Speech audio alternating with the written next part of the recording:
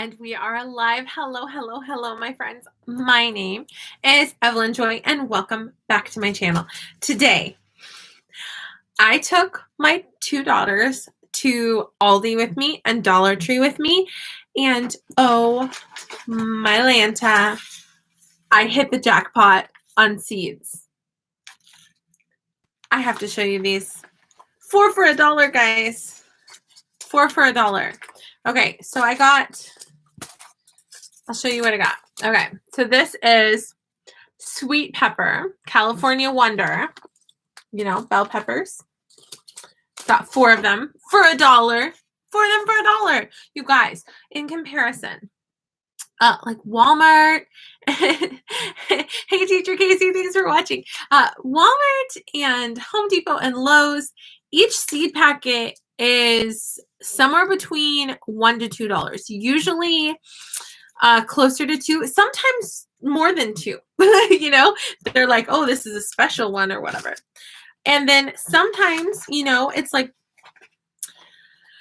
online when you order seeds, it's $1 per packet. Okay, so 25 cents for, and these are quality things. So I really wanted to stock up on carrots because why? I just took a workshop on companion planting, and I discovered, oh my goodness, I can put carrots so many more places in my raised beds. Why? For example, in the raised bed that I have planned for my tomatoes and my like bell peppers, I'm gonna have bell peppers and tomatoes in the same raised bed. On the ground, because both of them grow upwards. So on the ground around it, I normally just put hay. And so weeds get in there. You have to weed it out or just let the weeds grow, whatever. And instead of that, I could grow a plant there like carrots, something.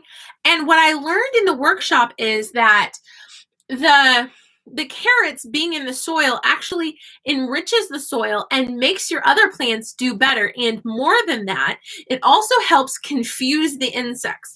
There are certain insects that just like one kind of crop, right? They might just be there to attack your tomatoes. Now, if you just have tomato, straw, tomato, straw, tomato, they're just going to go from one plant to the other, right? But when you have like things like carrots growing in between, or maybe you have onion, or maybe you have garlic or whatever growing in between, the insects get confused. They can't just jump from their favorite plant to the next because there's all these different kinds of things growing there. So instead of growing weeds, you can grow something edible in between your plants that's also going to enrich the soil. So I'm learning so much about companion planting. Now, things like melons and like zucchini, squash and stuff, they vine all over. So they don't play well with others. For example, I had one cantaloupe plant growing by other plants last year, and it just vined out and it took over, and it kind of blocked the sunlight and kind of killed off a few of its neighbors. It didn't play well with others. So I have some entire raised beds that are dedicated to, you know, this one's going to be zucchini, this one's going to be watermelon, this one's going to be cantaloupe. So those ones can't really have companions. They don't play well with others. But one thing I also recently learned, I just thought, if I want to learn how to can this year, and it's on my to-do list, no promises on my YouTube channel if I'll figure out how to can this year, but a friend gave me a pot that I have to buy some devices for. Obviously, I know all about canning because I know the right things and stuff. Not. I bought a few jars, but I'm not like totally invested in it. I haven't really like spent money on canning because I'm like, I could get a jar of sauce for $1 at Dollar Tree. So I did buy 3 cans of sauce today. But one thing I didn't know is, because I'm planning on growing all these different types of tomatoes, I figured you can can any type of tomato, but apparently only certain types of tomatoes you can can. And one of them is Roma. So Roma is good for if you're making sauces. Why that is, I'm not an expert on that. I think it might have something to do with the flavor or the texture or how it saves. I'm not sure. But Roma tomatoes are on the list of the best tomatoes for making sauces. So I'm interested in learning how to make salsa. I'm interested in learning how to make, you know, just canned tomato sauce. And so I'm growing basil and I'm growing cilantro and I'm growing peppers, but we'll see. We'll see. That's like on my maybe list. But what I like is I like the idea of growing food for my family, but where I live, you can't really grow much in most of the year, right? I can just grow, you know, mid-spring to mid-fall. So it's about half of the year, a little bit less, right? So all summer long I can grow things, but there's certain things that like cold weather and stuff. Anyway, all that to say, I'm interested in conserving food from my garden through the winter. So I don't necessarily have to can everything. For example, zucchini. Zucchini, I'm interested in taking the zucchinis and running them through my spiralizer, turning them into noodles. And then I would have to buy a dehydrator. I haven't yet. Or some people dehydrate in the oven. I don't know about dehydrating yet either. It's on my to-do list, right? That's on my to-do list to learn stuff like that. But they're called zoodles. So they're zucchini noodles. They're low carb. They're, you know, it's a vegetable, so it's healthier for you and stuff. So I'm interested in conserving zucchini, right? So I'm choosing to just grow zucchini. Last year I tried to mix and match different squashes, but they can cross pollinate and cause, you know, stuff that doesn't taste as good. So zucchini is the most flavorful, in my opinion, my favorite squash. So I'm just focusing on one squash. Now, squash plants, they do attract a bug to them that likes to bore into the vines and kill off the plant. And then they also can pass on to other vining plants such as cantaloupe or watermelon, but this is the one that attracts the bugs. So I'm going to do a trick that I saw on YouTube. And every time, you know, you have to look on the undersides of the leaves. Every time you see the little eggs, take some tape or even like a lint roller, and you can use that tape to get the eggs off or even the little baby bugs off. And you can squash those squash bugs before they become a problem. Last year, I just kind of helplessly watched them take over my raised bed and I didn't know what to do. But now I have a game plan, so I feel a little bit more confident trying to grow them. Also, last year, I grew squash in a kiddie pool raised bed. What I didn't know about squash and tomatoes and, you know, plants that like to dig their roots deep is I did have some squash plants. They did okay, but if they had been in the ground, they would have been much more fruitful, much more successful, much more productive. So kiddie pool raised beds can be used very well for growing things like, let me show you.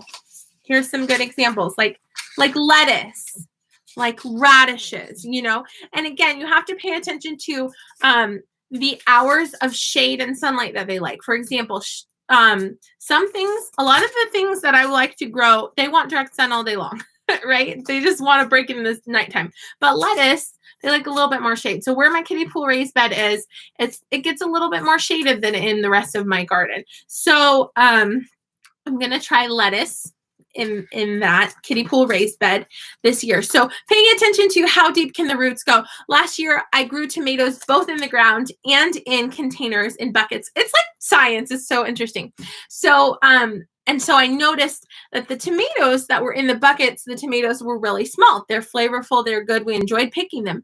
But the ones that were in the ground were bigger. The leaves were bigger. The plants were much more vibrant and lively and happy because their roots were not inhibited by the buckets. So this year, I am going to use the buckets again, right? Because I got them for free. I'm going to put them to good use. But I'm dumping out the soil into other raised beds and breaking it up because, you know, it's become compacted, and I'm putting fresh new soil in there, and I'm going to grow things that don't have to go as deep, such as, well, I'm very interested in growing potatoes I'm growing potatoes in the ground again, just like last year, but I'm also going to try growing potatoes in buckets because there's a lot of YouTube videos about it. A lot of people have been successful growing potatoes in buckets. So I'm going to try both, just like I did with the tomatoes last year. See which produces more, which I like more.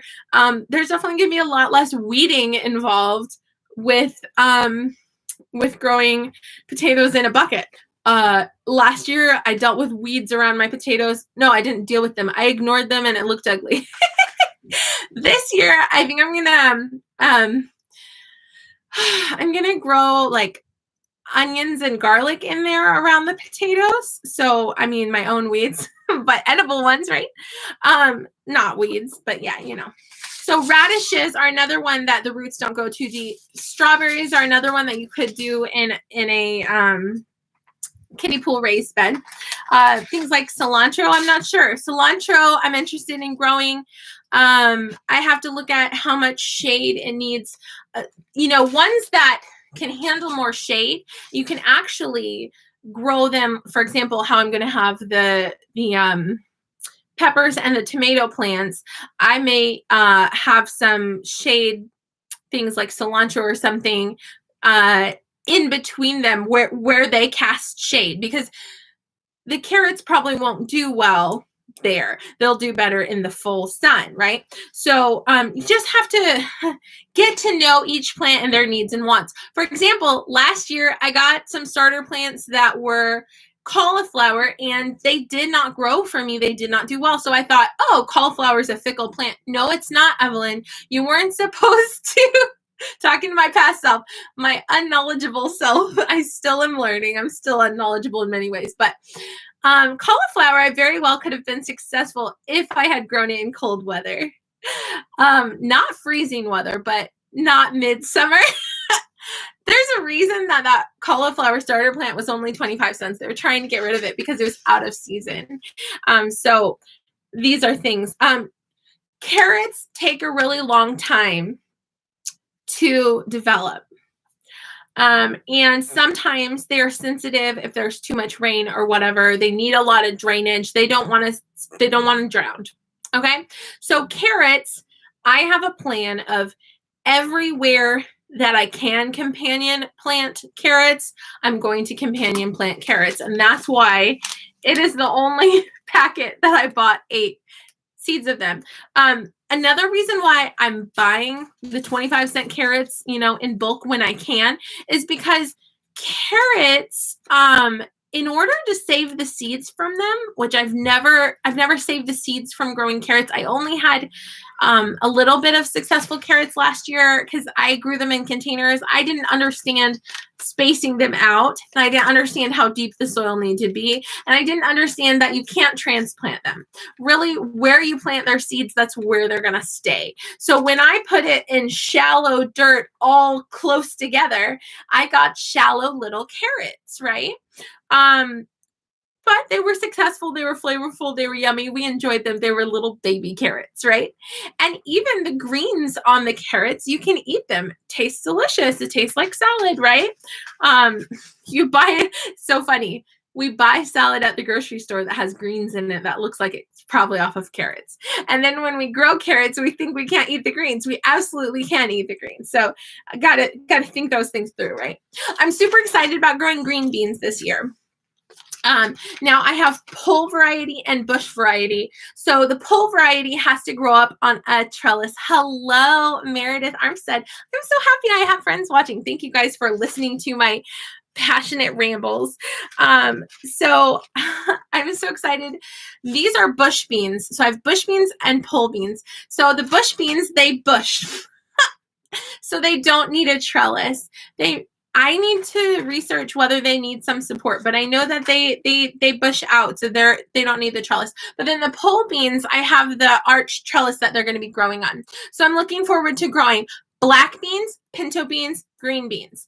The green beans I'm planning on saving by freezing them so we can eat them in the wintertime too, put them in soup, cook them, you know, however we want to, right? Eat them fresh off the vine. I love, love, love, love, love that my kids are going to have the experience of eating vegetables fresh, picking and eating them fresh. I mean, they already did. Last year, they very much enjoyed experiencing, picking our own watermelon. Just the excitement they shared with me. We were excited together. Oh my goodness, we have a watermelon. We didn't know it was here hiding under look how big it is. And it was hiding from us. It's like a scavenger hunt. It's so exciting. It's like, wow, we planted this seed and this big thing grew from it. And it's got a bunch of watermelons and every watermelon has so many seeds in it.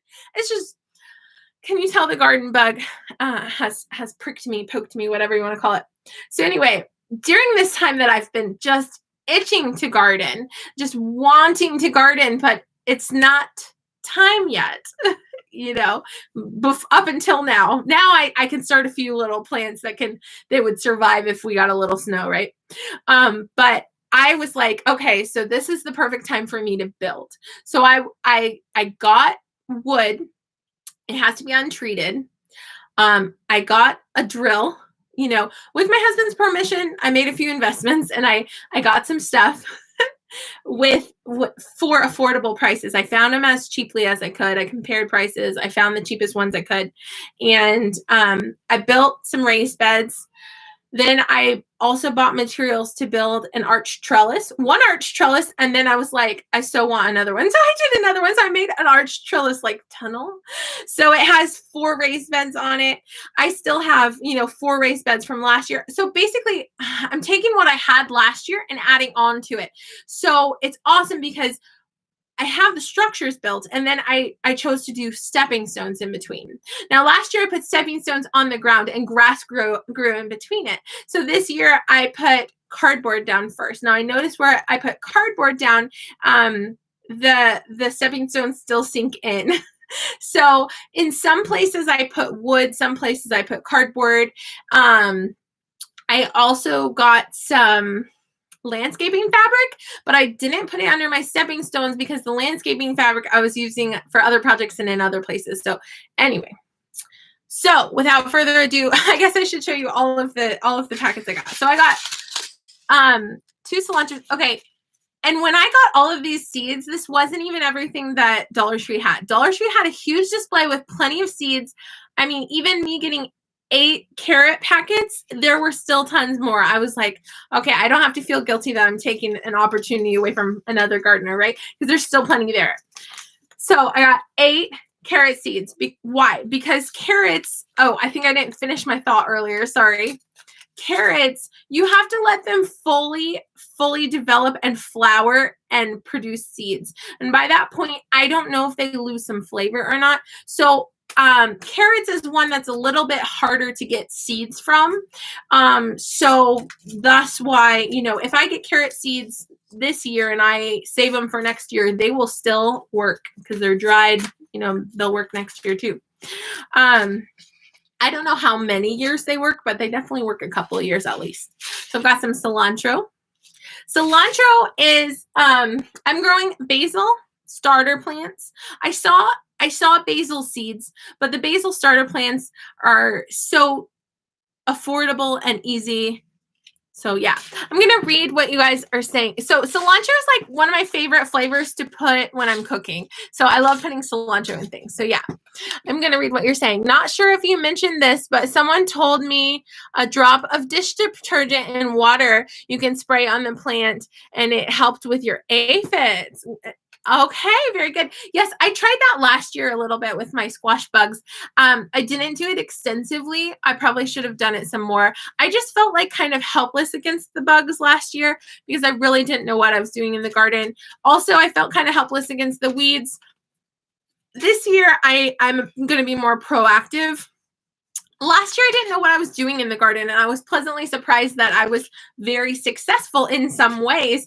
And so I had a lot of tomatoes. I had bell peppers. I had some potatoes. I had a few carrots. Right now I have a blackberry plant, but it takes a few years for the blackberries to get established. I had successful strawberry plants, but I did not have successful strawberries because it takes 2 or 3 years for strawberry plants to get established. But once they are established, they reproduce and spread like weeds, and you get so many strawberries. So I'm looking forward to that in the future. So lettuce is another thing that I've never grown before, never attempted to grow before. They like a little bit more shade. They want some direct sunlight, but less. And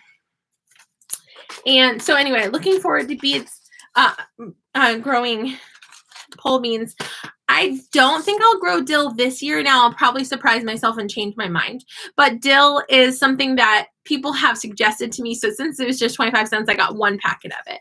I got one packet of cabbage that I may or may not grow. It's pretty amazing to see on YouTube how big cabbages really, really are. So yeah, like I said, I have the Roma tomatoes. I got 4 packets. Roma tomatoes are good tomatoes for canning. Again, I was surprised. I thought all tomatoes were for canning. Apparently not all of them are for canning. I don't know the details on that. I got 1 packet of radish seeds. Why? Radishes grow really easily from seed. Once again, they can't be transplanted, and you have to plant it outside where you're planning on it growing. It doesn't have to go too deep, so you can put it in a kiddie pool raised bed or bucket or wherever you want. So goes well in containers. Also, I was watching a YouTuber, and she said she never liked radishes until she grew them herself fresh, and she like sauteed them or something, and they're delicious, she said. So I'm like, hey, who knows? I might not like radishes. Maybe my kids will. Who am I to take an opportunity of my kids discovering the joy of growing radishes, right? So anyway, carrots. My kids and I love carrots. You can use carrots many different ways. I'm pretty sure you can freeze carrots, right? So we could, I'm not sure if you have to like steam them and then freeze them. I don't know, but I can look it up. So I love the idea of being able to save things. So like the strawberries, for example, ways that I can save things. Okay, I should show you all the, sorry. I also have 4 of these bell peppers, and then I have 4 of these zucchini. Again, I'll probably only be using a little bit of that and saving some and sharing some with friends, you know, but it's 25 cents, you know what I mean? So I like raw carrots, but not cooked. Yeah, I don't really like cooked carrots unless it's in like a stew or something. Oh, yeah. Oh, sauteed. Yeah, I don't know if she said sauteed or fried or what it was that she said, but it's something in the pan. But yeah, and she was talking about okra too. Okra apparently is really popular in the South, and here in the North we have no appreciation for okra, and it might be because we don't have it like farm fresh or whatever. I'm not in the North, I'm in the Midwest, but yeah. Let's see. LOL. My dad and I had a watermelon seed spitting contest and ended up growing watermelon the next year. Oh, that's so cool. Yeah, that's called a volunteer plant. When you accidentally like drop a seed somewhere, or you planted something one year and then the next year something pops up there that wasn't supposed to be there, that's called a volunteer plant. And those are really cool because I'm like, hey, here's my garden. Volunteer all you want. Right?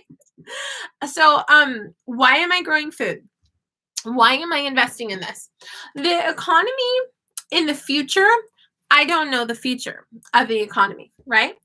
I cannot control when shipments don't come in and grocery stores are empty. But no matter what happens, I am in charge of feeding the mouths in my home, right? I'm the mama. I got 4 little mouths that need to be fed. So I can do things like grow, for example, pinto beans and black beans. Those, I don't have to can them. I don't have to freeze them. I just have to dry them, which just, you lay them out on a tray, dry them out, you know, probably needs to not be moist, right? Dry them out, put them in a bag, save them, right? Now, some people would say, but you could buy a bag of black beans for $1 at Dollar Tree. You could, or you could have the fantastic experience of growing your own beans, having them fresh off the vine, picking them yourselves, and having that ownership and that special connection with nature. Also, so let's say in my lifetime, maybe we will never have food shortages ever again. Maybe we won't have a Great Depression in my lifetime. But I have kids that are going to need to know these skills in the future. Because for example, my great-grandparents were farmers. My grandparents gardened a little. My parents gardened a little, but didn't really teach me. I'm learning to garden on my own. I'm learning those skills that my great-grandparents used to survive the Great Depression. And I'm passing it on to my kids because I don't know what kind of financial situations they'll go through. And if I can pass something down to them, it's kind of like if you give if you give a man a fish, you feed him for a day. If you teach him how to fish, you feed him for a lifetime. If I give my kids some vegetables, I feed them for a day, right? If I teach them how to garden, feed them for a lifetime. Also, my kids, you know, Deborah doesn't like green beans. So I'm growing green beans. I'm also growing peas. I forgot to mention that. I'm growing green beans so that she can have ownership of, I put this in the ground. I watered this myself. This grew. Let me try it. Let me pick one myself. Let me try it myself. Oh, I guess I do like green beans. I like this green bean, like this fresh one. Then later it might be like, okay, well, green beans aren't that bad. I kind of like them, you know? So getting that a little bit more engagement with the vegetables and the fruits. So how awesome is it to pick your own strawberries fresh? Okay, so I would visit my dad in the summers. My dad lived in Arkansas, so it was an 8-hour drive from where I live. So we would stay with him for a month every summer in June. And he had June-bearing blueberry plants. And so it was my job to go outside early in the morning and pick the blueberries. And we would put them in, we would eat them fresh. We would put them in blueberry pancakes or whatever. And they're just so much yummier fresh when you pick them yourself. Tomatoes lose so much flavor when you refrigerate them. So that's an issue. Anyway, I want to show you a few more things I got at Dollar Tree.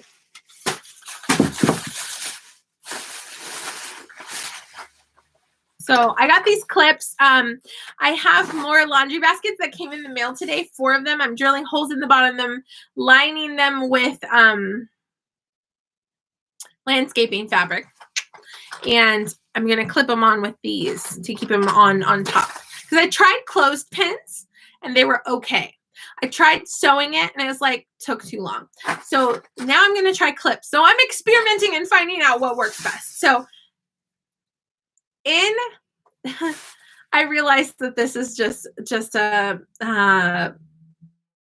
visual thing. It's just to make my garden look pretty, but this is kind of fun for my kids too. In the garden section, they had these beautiful little painted rocks. They're like cement rocks. So this one says hope. This one says peace. I have 6 of them. So they were $1 each, but believe. Remember, my kids and I are both enjoying this garden. All enjoying this garden. There's another hope one, another peace one, and another believe one. So it's kind of like first I built, you know, the structures of the raised beds. Then I put down cardboard and started putting stepping stones around. Then, you know, I built trellises somewhere in there and stuff. Then, you know, I'm starting to plant in them. Now I'm starting to kind of decorate it and make it my own. I'm putting little, you know, Dollar Tree lights in. I'm putting little Dollar Tree hummingbird feeders or a Dollar General, you know, flag or whatever. I'm making it my own and making it really cute and pretty. So these little stones are not required for gardening, but it's kind of a special little fun little touch. So, Easter is coming up, and my kids picked out their Easter baskets. And these are from Dollar Tree. How cute are these? These are fabric. I thought these looked a little bit more durable than the thin plastic, and my kids picked them out and wanted them. So there's one for Joshy, one for Esther and Deborah. So for when they're going to be Easter egg hunting. So, my kids are allowed to have candy, yes, but I try to avoid large amounts of candy because it's a temptation, because too much sugar at once can give you sugar overload, give you tummy ache, give you a headache, whatever. So I'm fine with my kids having sugar in moderation. But on holidays, I feel like in America, we're a little bit too candy focused. So, you know, we go Easter egg hunting. Every Easter egg has candy in it. We get a whole basket full of candy. People get big chocolate bunnies and stuff. So, yes, my kids can have candy. But, you know, I like to focus the holiday on, you know, Jesus's resurrection. And it's fun to have an Easter egg hunt. But what I've put in the Easter eggs in the past was I put like plastic letters and little toys and stuff. I was thinking this year, my kids are learning how to count money and they have their own piggy banks. Rather than going to the store and buying little toys and putting little choking hazards in eggs for them to find and then scatter around my house for us to step on, I was thinking I could use that money instead and get rolls of quarters, pennies, nickels, and dimes. And so then they could, you know, get their money together and we can practice counting money as they put it into their piggy bank. So it's sort of a, you know, a practice on, you know, saving money and a practice on counting, and, you know, they get to do the Easter egg hunt. So don't feel like you have to do every single American holiday tradition exactly the way everybody else does. So just because everybody makes a holiday centered around candy doesn't mean you have to do that for your family. Just saying. I got some more clear shower curtains. So what if you saw my garden tour, what I did was I put soil and potty mix into a raised bed, 2 raised beds, and I planted seeds. And then I waited like 2-3 weeks, and finally they're starting to sprout. Well, I got a lot of rain and a lot of wind in that time, and I probably would have lost quite a bit of seeds had I not had it covered. So this provides sort of a greenhouse effect and a protection from too much drowning of the seeds, too much rain, and too much wind blowing it away, so I don't have carrots just growing randomly in the grass or something. I don't know if that would happen, but we would probably cut it with the lawnmower and not know it was there. But anyway, I got 6 of these to have on hand. 1, 2, 3, 4, 5, 6. And I also have 2 more. Just because I'm planning on, you know, doing that greenhouse effect when I plant carrots directly. Because like I said, you can't start carrots inside unless that is the container you're planning on growing it in. Let's say you have a grow bag or a bucket or just a deep container that you're planning on growing carrots in. That's fine. You can start it inside and then move it outside or keep it inside, whatever you want. But you cannot start carrots inside and then transplant them outside because they probably won't grow to fruition, right? They don't like, they're very root focused. They don't like their roots being messed with. Carrots are very fickle. So growing the carrots directly outside and then covering them with like a shower curtain, $1 Dollar Tree, you know, clear shower curtain liner, and, you know, putting some bricks or wood on the sides, that helps keep it contained and keep it from getting washed so much with water. Now, a lot of YouTubers, I've seen what they do is they put a piece of wood on top of their carrots, but I feel like this is a little bit better. Why? It does the same thing. It protects the carrots, keeps them in the soil, and protects them from too much rain, right? That's what the wood's for. But as soon as they sprout, you have to remove the wood so that they can get the sunlight, because if they don't get sunlight right away, they'll just die. So I feel like this does both, because you can keep it on there and keep protecting it longer, and it still gets the sunlight because it shines through it because it's clear. So it creates like a warmer atmosphere, whereas it's kind of cold outside right now. Now, midsummer, this would not be good because it would fry your plants. So, you know, it's a good March hack, right? I got this beautiful scarf.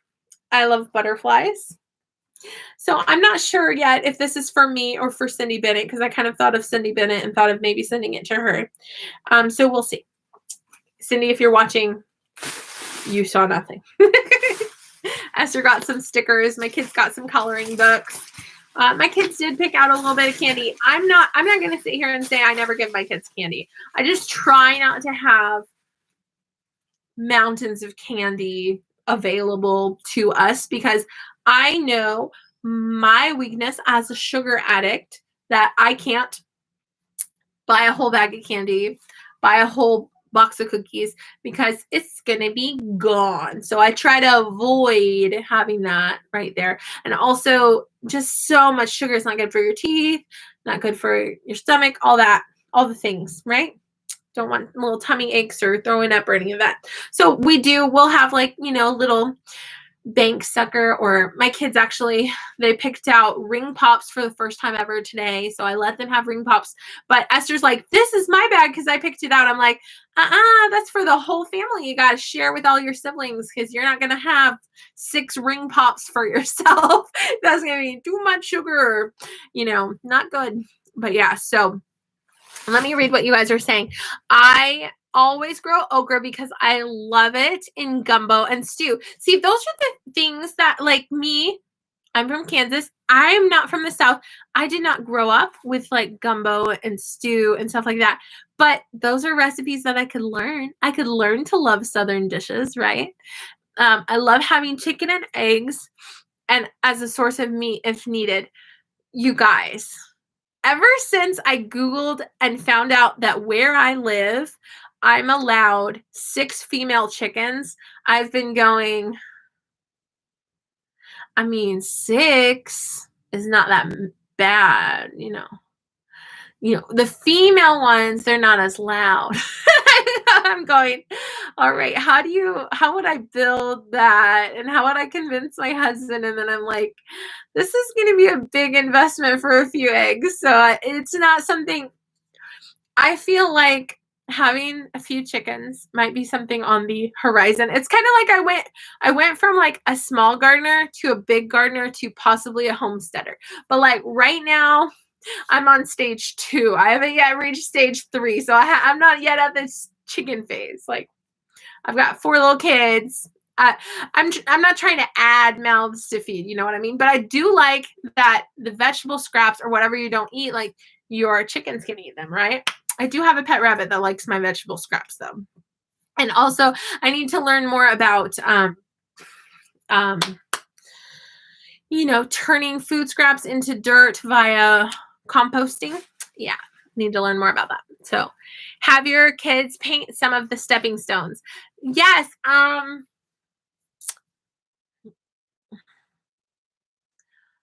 I need to find out what kind of paint would be good for that. So if you know, let me know. I don't know. I don't know yet. But I like these because these are pretty little stones, and if they end up destroyed, they were $1. You know what I mean? But these are really pretty to have in the garden, and yeah, I like them. So anyway, what I'm growing potatoes, and I'm planning on some onions and some garlic in there with the potatoes in their bed. So companion planting in there. Have not planted them yet. I have planted the potatoes and I'm worried about them. I planted them 2 weeks ago and they haven't popped up yet. So I just loosened the soil a little bit. I'm worried because if it's too cold, it could take longer for them to come up, and it was a little bit cold. If it's too deep or the soil's too like compacted, it could smother the potatoes and they might not pop up. So I'm on pins and needles to see if my potatoes will come up. Now my blackberry plant, I pruned it and it's budding. It's little leaves, so cute. I have yet to have a blackberry on it, but I have faith. I'm planning on more tomatoes and peppers. Tomato and pepper plants are ones that you can start inside. I just got in the mail today a heating mat, because some of the seeds that I tried to start, they would not germinate because the soil was not warm enough. So I'm learning all this stuff, right? Also, you have to harden off your seedlings. What does that mean? Little seedlings that grow inside, they're not very strong. They need wind and direct sunlight to get strong. So as they grow bigger, you have to transplant them into bigger, you have to run your hands over it, sometimes have a fan on it or whatever. I've got a grow light that just is coming in the mail soon. Lots of things you can try, but also on a day that's overcast, when the weather's not bad and it's not raining, it's just cloudy, you can have them outside starting to get adjusted to the sunlight. So yeah, your children would love the chickens and getting the eggs. I think that's true. I think that's maybe something on the horizon for next year. We'll see. If my husband watches this, he might not be thrilled. He grew up with chickens and did not like them, but that's something that is a maybe for the future. It's a maybe. I've definitely been starting to research how to build the chicken pen, and I've been actually thinking about when my kids outgrow their little playhouse, I could convert it. I would have to add on things to it, but I could convert it to a small chicken pen, and I don't know. Who knows? We haven't even finished fully the fencing in the back of our yard. We would need to do that to keep predators out and stuff. It's a little bit pricey, but yeah, lots of things. But I got these Easter eggs at Dollar Tree today for $1. I got these at Walmart for $2. I got 2 bags of these at the thrift store for $2. I think I have enough eggs. Next comes getting coins. I'm planning on getting some rolls of, like a roll or two of quarters, a couple rolls of dimes, nickels, and pennies, so that my kids can start to realize, oh, I'm so excited. I got a quarter, because quarters worth 25 cents, dimes worth 10 cents, nickels worth 5 cents, pennies worth 1 cent. I might even have like combinations of coins in an egg. Knowing my kids, they'll just dump all their money into one spot, and we'll probably end up dividing it up evenly because my kids are good at sharing. But we'll see. But and yes, coins are a choking hazard, but Caleb's the only one that we have to worry about with that, and we just won't put him over by the choking hazard, you know. Fun fact story. My hair looks better down, but it feels better up, you know what I mean? So fun story, fact. What am I saying?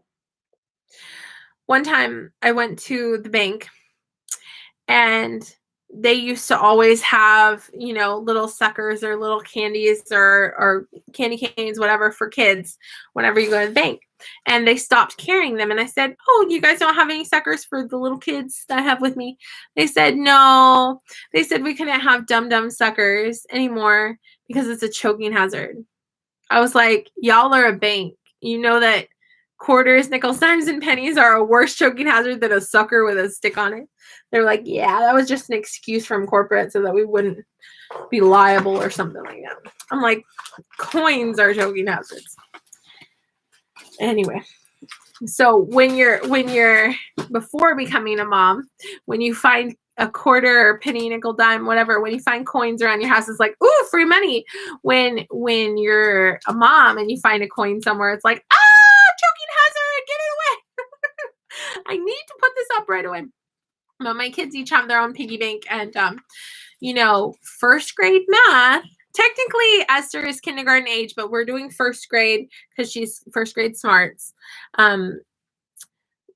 Counting money is a part of the curriculum for first grade. So I can make Easter egg. You know, last year I put letters in there. I could put letters in there again. I could do letters too, but my son Joshie is obsessed with letters. But it's really cool to get coins. And I figured, why spend money on little toys when I could just put the money in the eggs, and then we get to keep our money the kids get to keep the money, right?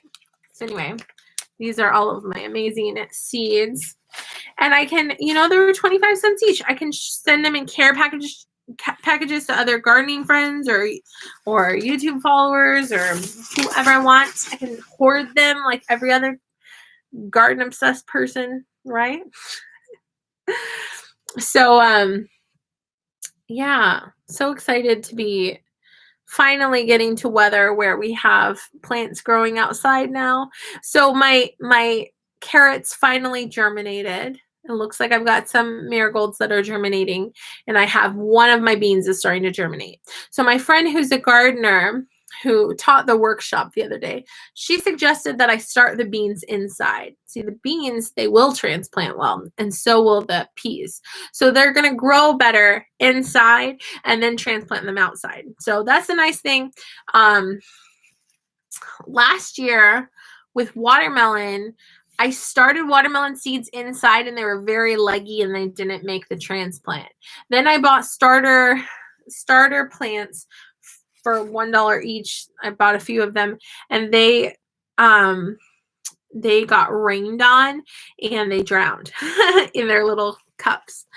And then I just started some seeds outside when the weather was right in some soil, and it just flourished and had amazing watermelon plants. So sometimes third time's the charm with growing things. You know, you have to try different things and see what works for you. Just because cauliflower didn't work for me in the middle of summer doesn't mean it wouldn't work for me in the fall. You know what I mean? Cauliflower is a colder weather plant. So some of the things, like I grew eggplant last year. Why? Because I got the starter plants for like 25 cents each. I got 4 of them. I didn't think they would grow to fruition. I didn't think anything would come of it. I thought it would be a good experiment. I grew so many eggplants, and when they grew and I got all these eggplants, I realized my family doesn't eat eggplant. We don't even like this. So I'm not going to be growing eggplant again unless I grow a love for eating eggplants. You know what I mean? So grow what your family will actually eat is the other thing I learned, right? So I would love to grow broccoli. That's also a cold weather plant. So in the future, but that's not, broccoli is not on my current to-do list. As you know, I've got strawberries in the works and potatoes in the works and carrots in the works, and I've got tomatoes starting off their little lives, and working on having some melons and zucchini and lettuce, and and that's the other thing. I'm growing what I'm familiar with, and as I experiment in the future, I may come to know more vegetables that I've never tried growing before or I've never eaten fresh. I may like them. And blueberry plants are another one that I'm going to be retrying this year. They need acidic soil. I didn't know that last year. They also don't like being transplanted at all. They have very sensitive roots. So don't move them from one place to another or they'll die on you, as I learned last year. So they want acidic soil, and they need a couple of years to get established, and then you could have some fabulous blueberry plants. My dad has some blueberry plants that are 20 years old. So whereas a lot of these plants that I'm growing, they're going to give a crop and then they're going to die off. The berries are the ones that keep living on and on. So they take a couple of years to get established, like the blackberries, the blueberries, and the strawberries. But once they're established, they're good. Also, you need a couple different types of blueberry plants in order to cross-pollinate and have bigger blueberries that are worth the work, right? So I'm going to have like 6 or 8, probably 6 blueberry plants, probably a couple different types, and that way they can cross-pollinate. But they also need to be spaced out. They need their own space. I decided, I'm just now saying this here, I decided it today. I'm going to grow blueberry plants on the tops of laundry baskets that I'm going to be growing strawberries in. Why? Because the strawberries like the acidic soil as well, and the blueberry plants, as they grow bigger and bigger and bigger, I may have to space them out further. So having them in containers is advantageous. So those are some of the things I'm thinking about. So yeah. Anyway, so you guys, gardening is such a positive outlet, because like when all the world is going crazy and I don't have control over fixing anything, what can I do? I can grow some food for my family. What can I do? I can spend a portion of my brain power that could be focused on all the negative things that I have no control over. It's like the serenity prayer. Lord, grant me the serenity to accept the things that I cannot change, the strength to change the things that I can, and wisdom to know the difference. So it's like, I can't fix all the problems in the world going on, all the news, all the chaos, everything bad that's happening. What can I do? I can turn my home into an oasis. We can have fun. My kids are learning to read. We've grown a huge collection of library, like our own home library of easy reader books and fun books.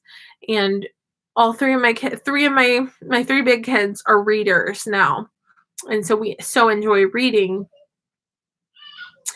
And so I can teach my kids a love of learning. I can teach my kids a love of reading, and I can work from home and teach classes online, and I can grow plants, and I can build structures, and I can use my energy and my talents in a constructive, positive way. Whereas a lot of that brain power could be used on negativity and just falling into a deep hole of, I have no control over this stuff, right? But instead, I prefer to, do something positive. Also, with the future being uncertain, someday something could happen to our online teacher jobs. That law that was passed in California, that is the reason why VIPKID teachers are no longer being hired in California.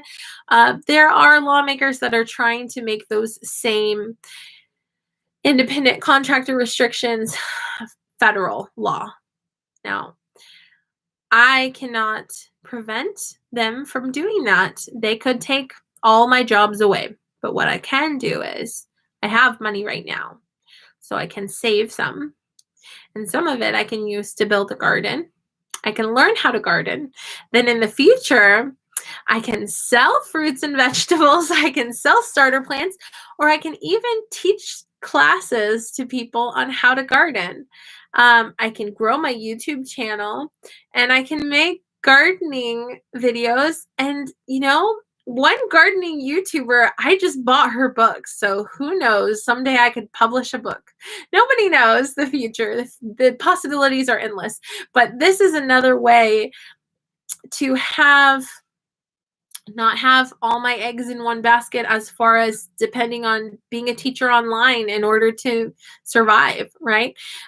Even though I may work for multiple companies, what if all independent contractor positions come to an end? I hope that never is the case, but as we've seen, lawmakers can do whatever they want to do, and they can say it's in the name of helping us while it's actually hurting us. Politicians, they're pretty selfish sometimes. Some of them actually care about people, and some of them don't. And I don't know their hearts to be able to fully judge who is who and which one's which, but I can trust God, right? And if God's directing me towards gardening, I'm all about that life. Also, speaking of God, being connected to plants, even in the middle of the city where I have cars speeding by and neighbors doing what neighbors in this side of the tracks do, I don't know. I may or may not have a drug dealer neighbor, not sure. But inside my fence, inside my yard, I can grow some seeds, and those seeds start to become plants, and those plants start to create fruits and vegetables. And it's amazing to watch and also see. It's kind of like when you're pregnant and you see this little baby growing inside of you. It's the same similar connection with God, this connection with his creation, that you just see his fingerprints all over creation. And there's a reason that cities are full of atheists and farmers tend to believe in the existence of a higher power or a creator or God, because you can't deny the existence of God while realizing, I really didn't make this plant. I'm watching creation happen right in front of my eyes. How in the world did this tiny seed, that to me, it might as well be a piece of gravel. To me, I don't personally see any difference, right? But this little seed, I put it in some soil with some water and some sunlight. It becomes this enormous plant that that creates so much fruit or so much vegetables. And I really didn't do much to help it do that. It really is God's hand at work. And so even in the middle of this city, we have this connection with nature. And in my lifetime, those conversations with God that I've had where I could really hear God actually speaking to me, actually hear his voice, which I can count on one or two hands how many times that's actually happened to me. It's always been out in nature, with the exception of maybe one time that it was in a chapel. But just there's something special about being in God's creation and feeling that connection to him. Laura is here and she said, so true, Evelyn. Yeah, so I even was thinking, other YouTube gardeners write books and publish them about gardening. What if I wrote a devotional book about gardening? Or what if I started a series? That same YouTuber that I bought her book, she said, in your garden, have somewhere where you can sit in the early morning and just enjoy your garden. And she said, her garden is massive. And she said the purpose of her garden is therapy and feeding her family, but also it's just, there's something therapeutic about plants. It's indescribable unless you experience it yourself. But it's so amazing to see plants grow and develop and also see their life cycle, how they live, how they produce, and how they die. And they give off their seeds so that their kind can continue. It's so interesting and fascinating. And plants communicate with us. And suddenly there's a few obscure verses in the Bible that made no sense to me before. Seemed like figures of speech. The trees of the fields will clap their hands. What is that talking about? A tree can't clap its hands. But I really do believe that plants, remember there's a verse that says, let everything that has breath praise the Lord. Why does it say hath breath?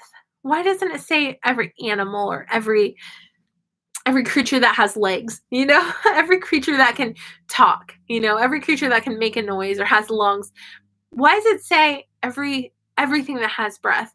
Because as we know, plants have breath. Could it be that plants can praise God? And I've seen plants complain. I really have. They get a little bit too much sunlight, a little bit too much water. They start to complain. Not enough water. They're thirsty. They complain by drooping their leaves. But they also praise God. Kind of like how we hear the birds tweeting and chirping and just so happy in the trees, just praising their creator. We also see the plant's leaves in the early morning just open wide, just in praise to God. And that sounds so crazy if you haven't experienced it, but I've experienced it, and it's an amazing thing. And it's a reminder to us. I remember, I believe it was on Palm Sunday, Jesus was riding into town and everybody was worshiping him. And somebody said, why are they doing this? And Jesus said, if these people didn't praise me, the rocks themselves would cry out. And I think there's things about nature that, maybe the Native Americans knew more of the spiritual side of plants than we understand. Maybe there's things about plants that are spiritual that maybe I'm still discovering, maybe other people have discovered before. But it's interesting how even in the middle of the city, growing some plants can give you an interesting connection with God. Just seeing his fingerprints, seeing him at work, and just looking at a leaf and looking how this was designed by someone. God's an artist. He creates every sunrise and every sunset. It's just like, wow, God's pretty amazing, and I can't control the weather or how plants grow. I can't make my life longer. I can choose to eat healthy things and exercise, but I have no control over the days of my life. God already wrote and ordained how many days I would live on this earth. And they're written in his book before any of them came to be. That's in Psalm 139, my favorite chapter. So that's interesting. So anyway, I can't believe 4 people are listening to me ramble like this, but these are some of the things that have been going on through my mind because I can't fix evil politicians with bad agendas. I can't fix the hatred people have in their hearts. I can't fix the depression people are struggling with. I can't fix people losing their jobs or the economy tanking. I can't fix any of it. I can't. But what can I do? I can make encouraging YouTube videos. I can learn how to garden and teach other people how to garden. I can find joy, because if mama ain't happy, ain't nobody happy. So if I can find some joy, my kids, I have 4 little ones that every emotion I have, they are draining it out of me. If I feel sad, they feel sad. You know, they might not even know why I'm sad, but they would feel sad. You know, if I'm happy and laughing, they start laughing before they even understand the joke. You know what I mean? They're like, mama's happy, everybody's happy, you know? So anyway, I think it's important when we don't have control over things. Sometimes it's a reminder that we're not in control, you know? Anyway, thank you guys for listening to my rambles. This has been Dollar Tree haul. I love that everything at Dollar Tree is $1 or 4 for $1, right? Thank you so much for watching my haul video. I hope you have a lovely day, and feel free to like and subscribe and ring the notification bell so they'll tell you when I come up with a new video. I make all sorts of different kinds of videos. Variety is the spice of life. Whatever I am doing, that's what I make videos of. That's why I'm reading with my kids. I'm interviewing other teachers. I'm talking about the application process of Bling ABC. I'm going to be starting orientation soon, Sunday night. So I'll keep you guys posted on how that goes. Anyway, Meredith said good night. Thank you so much, guys. All right, speaking of good night, I have to start getting my kids ready for bed. All right, thank you, guys. Love you. See you next time. Bye-bye. Thank you.